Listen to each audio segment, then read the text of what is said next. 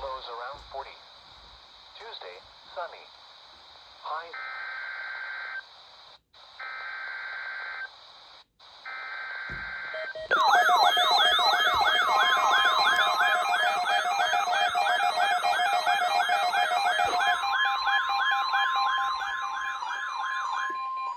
This is a test of the NOAA radio alert system.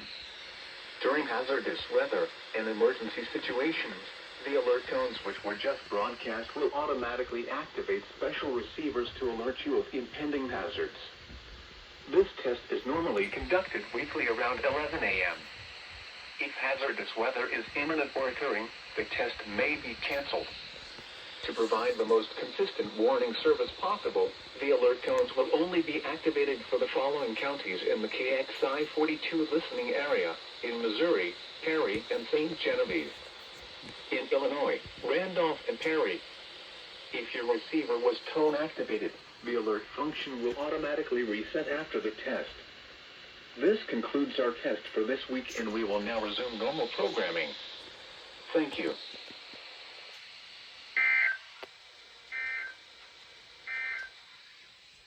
West of today, patchy fog late this morning. Showers late this morning, then rain.